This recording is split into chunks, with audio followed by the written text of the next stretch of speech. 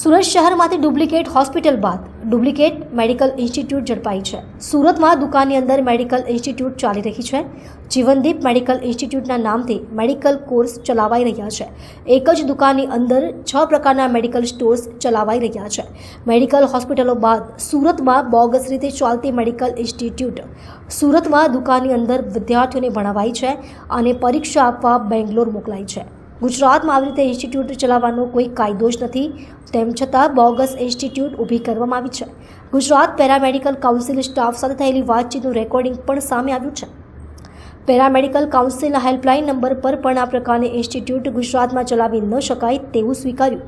સુરતના પૂણા પાટિયા ખાતે આવેલા લા સિતાડેલ કોમર્શિયલ કોમ્પ્લેક્સમાં ચાલી રહ્યું છે। ઇકબાલ કડીવાલા, ઉપપ્રમુખ ગુજરાત નર્સિંગ કાઉન્સિલ। જીવનદીપ મેડિકલ ઇન્સ્ટિટ્યૂટ નામની કોઈ સંસ્થા સુરતના પૂણા પાટિયા ખાતે શોપિંગ સેન્ટરમાં કાર્યરત છે। આ ગુજરાત નર્સિંગ કાઉન્સિલનું પ્રમાણિત ઇન્સ્ટિટ્યૂટ નથી, આ બોગસ ઇન્સ્ટિટ્યૂટ છે, જેમાં જીએનએમ અને બીએસસીની પરવાનગી આપવામાં આવી। આ ઉપરાંત બીજા પણ કોર્સ છે, ડીએમએલટી ને બધા। આ બોગસ ઇન્સ્ટિટ્યૂટ છે, કોઈ કાઉન્સિલ સાથે જોડાયેલી નથી, તેથી સમાજને તો નુકસાન થાય, પણ વિદ્યાર્થીઓના શિક્ષણ સાથે પણ ચેડા થઈ રહ્યા છે, વિદ્યાર્થીઓ સાથે છેતરપિંડી થઈ રહી છે।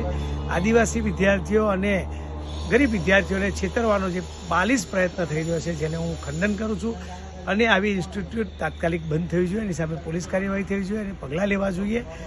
અને આવા ઇન્સ્ટિટ્યૂટમાં જો બાળકો અભ્યાસ કરે અને બહાર આવે તો એ પ્રમાણપત્ર પણ કોઈ જગ્યાએ ના ચાલે। અને ધારો કે કોઈ પ્રાઇવેટ હોસ્પિટલમાં જાણે અંજાણે એને કદાચ કંઈ નોકરી આપી દેવામાં આવે તો એ દર્દી સાથે પણ જોખમ જીવનું ઊભું કરી શકે છે।